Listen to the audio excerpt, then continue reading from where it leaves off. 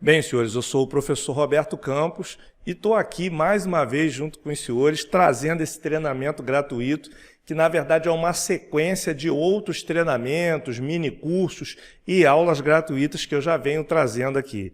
Então eu quero aproveitar essa oportunidade aqui no início do nosso treinamento e manifestar a minha satisfação de mais uma vez estar aqui junto com os senhores nesse processo de construção de conhecimento. E aproveitar para deixar uma mensagem aqui, porque, na verdade, esse processo de construção do conhecimento, esse processo de construção da intelectualidade, ele é um processo lento e gradativo. Então, toda vez que você toma a decisão de clicar no botãozinho lá e aceitar o meu convite, entrar no nosso grupo e participar dessa aula, você está tomando uma decisão que está fazendo é moldar a tua formação intelectual.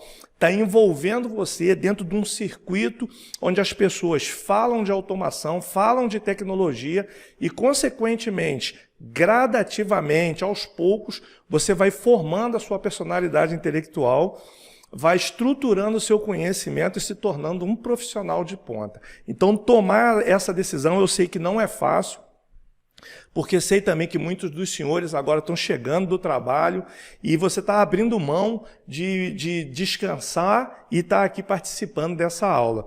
Então, fico feliz por isso e hoje eu estou trazendo para vocês aqui o conteúdo que a gente vai abordar aqui é o protocolo de comunicação LoRa, junto com a placa ESP32, e a gente vai desenvolver essa comunicação entre placas ESP32 usando esse protocolo LoRa na IDE Arduino. Ok? Muito bem, senhores.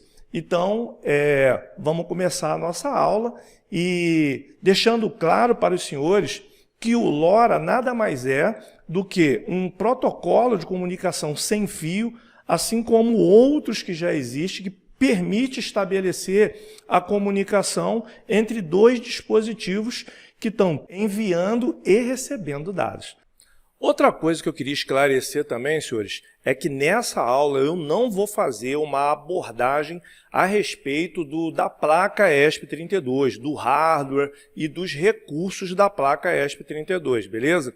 Por quê? Porque a gente já fez essa abordagem num treinamento anterior aqui, onde a gente falou detalhadamente a respeito dos recursos da placa ESP32 de hardware e de software da IDE Arduino. Então, caso os senhores queiram essa informação, queiram rebuscar essa informação, eu vou deixar para vocês aqui o link dessa aula e aí vocês cliquem no link, vou deixar também aqui nos comentários para que vocês assistam essa aula onde a gente faz uma abordagem detalhada a respeito do hardware e de software, usando a placa ESP32. Tá legal? Nessa aula nós vamos falar especificamente do protocolo LoRa. Então, claro, protocolo LoRa com a placa ESP32. Beleza? Então, senhores, nós vamos começar a aula de hoje fazendo uma introdução ao protocolo LoRa e depois a gente vai progredindo falando a respeito da interação desse protocolo para a comunicação entre duas placas ESP32, transmitindo e recebendo dados a longas distâncias. Beleza? Vamos lá, então.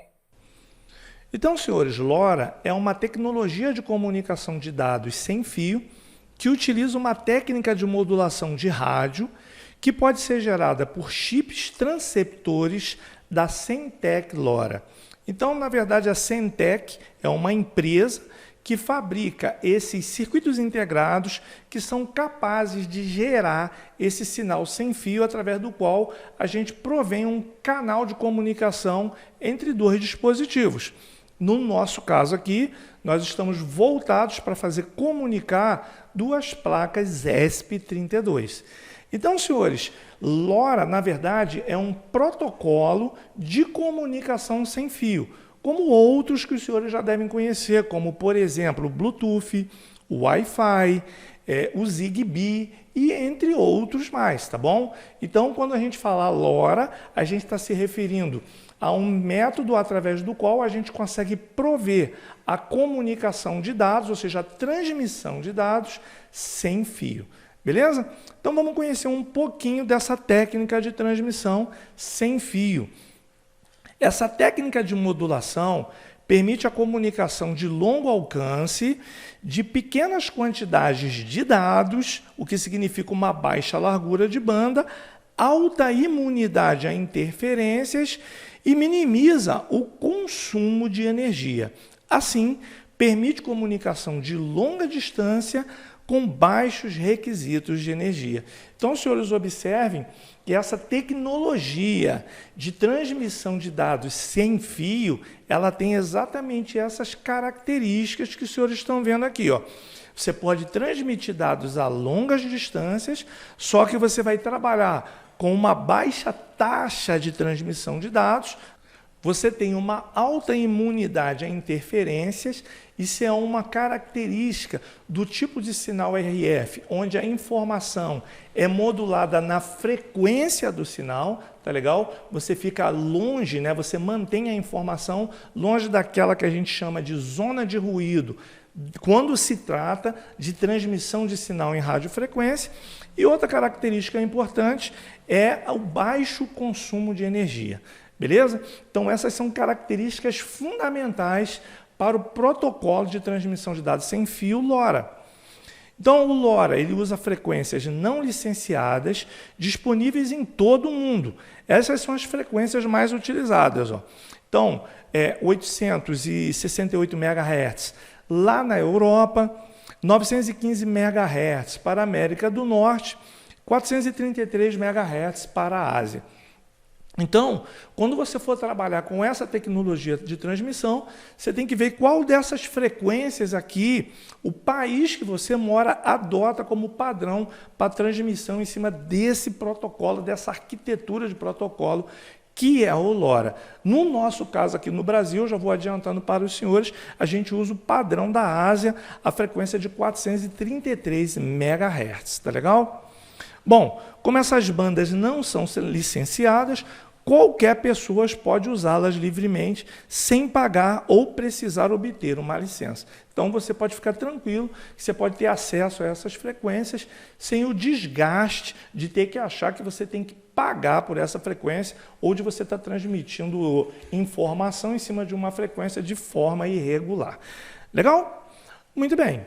Então, senhores, os recursos de longo alcance e baixo consumo de energia do LoRa tornam esse protocolo perfeito para sensores operados por bateria e aplicações de baixo consumo de energia, como é o caso dos dispositivos que são utilizados em redes IoT, ou seja, IoT, Internet das Coisas, tá? Porque, normalmente, a característica dos sensores IoT são justamente de estarem implantados em locais distantes, beleza? E esses locais distantes, normalmente, você não tem a internet, você não tem Wi-Fi, por exemplo, na floresta, se você quiser fazer um monitoramento de incêndio, por exemplo. Então, senhores, dispositivos IoT que são instalados e implantados em locais distantes, o LoRa é adequado. E também não são dispositivos onde você tem uma taxa de informação muito alta, de transmissão de informação muito alta. Casas inteligentes também é outra aplicação, comunicação máquina a máquina e outros mais. Outra característica importante do protocolo LoRa com relação ao IoT é porque também esses dispositivos IoT, como normalmente são usados em locais desertos, locais distantes, eles têm que ter um baixo consumo de energia. Imagina você implantar um sensor, por exemplo, dentro da floresta e você ter que ir toda semana lá para trocar a bateria desse sensor, correto? Portanto, o LoRa é uma boa escolha para sensores alimentados por pequenas baterias ou por energia solar, que transmite pequenas quantidades de dados.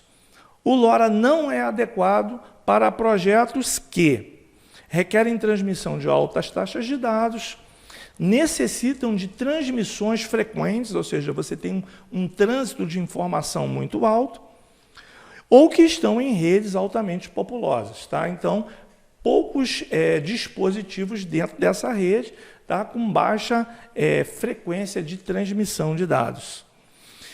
Então, vamos conhecer aqui as topologias, né? Você tem a topologia ponto a ponto de comunicação e a topologia network, tá? Mas quando a gente fala de LoRa, normalmente o LoRa ele é direcionado para a transmissão ponto a ponto, ou seja, você vai ter dois dispositivos e você vai canalizar a informação entre esses dois dispositivos sem fio, tá bom? Por radiofrequência.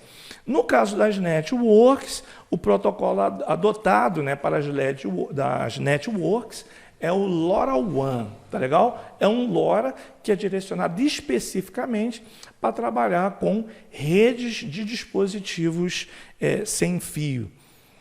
Então, ó, na comunicação ponto a ponto, dois dispositivos habilitados com LoRa conversam entre si usando sinais de RF. Então, observe que eu tenho aqui como modelo duas placas ESP32. Eu posso comunicar essas duas placas, obviamente você vai ter que usar um dispositivo habilitado com LoRa. Nesse caso aqui, a gente está usando aqui um dispositivo que é o RFM95, tá bom?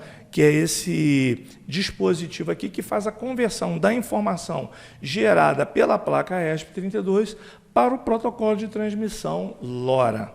Ok? Então, tanto transmissor quanto receptor, eles têm que estar munidos desse dispositivo de conversão. Legal?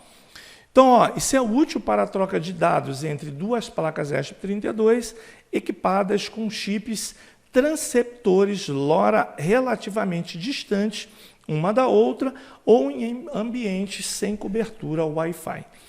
Beleza? Então, senhores, é importante aqui que os senhores saibam, tá? Por que esses chips, né, ou essas placas conversoras LoRa são chamadas de transceptores? Porque ela pode servir tanto para transmissão quanto para recepção de dados. Legal? Muito bem. Então, ao contrário do Wi-Fi ou do Bluetooth, que suportam apenas comunicação de curtas distâncias, dois dispositivos LoRa com uma antena adequada podem trocar dados a longa distância. Em alguns casos, você pode ter troca de dados de dispositivos munidos com um transceptor LoRa a quilômetros de distância. Beleza, pessoal? Você pode configurar facilmente o seu ESP32 num chip LoRa, ou seja, no nosso caso aqui, o RFM95, para transmitir e receber dados de maneira confiável a mais de 3 km de distância. É claro, isso vai depender de você estar usando a antena adequada e das condições de ambiente, de interferências, de radiofrequência e eletromagnéticas. Então, dentro das condições adequadas, você tem uma transmissão em cima desse protocolo confiável a mais de 3 km seguramente. Então, aqui eu estou trazendo para vocês aqui um modelo de aplicação que você pode usar o LoRa com a sua placa ESP32. Imagine que você deseja medir a umidade do seu campo. Então, você é um agricultor e você tem uma fazenda onde você tem um campo lá de plantação e você tem que estar sempre monitorando a umidade desse campo para a preservação da sua plantação, beleza?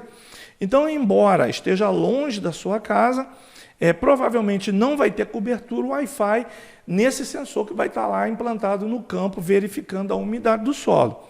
Assim, você pode construir um nó sensor com um ESP32 e um sensor de umidade. Então, você vai colocar um sensor de umidade lá no solo, uma plaquinha ESP32 para poder tratar as informações oriundas desse sensor de umidade. E você vai enviar, né, as leituras de umidade uma ou duas vezes por dia para outro ESP32 usando o protocolo LoRa. Então, observe aqui que você vai ter um ESP32 no campo, medindo a umidade do seu solo, e esse cara aqui, ele vai gerar informações a respeito da umidade desse solo, obviamente, esporadicamente, observem aqui como exemplo, uma ou duas vezes por dia, essa informação vai ser direcionada para uma outra placa ESP32, já lá na residência ou no local onde vai ter alguém fazendo o controle da umidade desse solo. Beleza? Muito bem, então o ESP32 ele tem acesso ao Wi-Fi e pode executar um servidor web que exibe as leituras de umidade. Então, esse ESP32 que vai estar lá na residência, ele já vai ter acesso ao Wi-Fi, porque vai estar já na residência, correto? E, portanto, você pode até desenvolver um servidor web, de maneira que você vai poder fazer esse monitoramento dessas informações que vão estar chegando lá na tua placa ESP32, já na residência, através de uma interface web que você tenha no seu celular. Tá beleza, pessoal? Muito bem, então, na aula de hoje é isso. A partir da próxima aula a gente já vai começar a falar dessa aplicação LoRa já junto com a placa ESP32. Beleza, pessoal? Então a gente se vê na próxima aula. Valeu!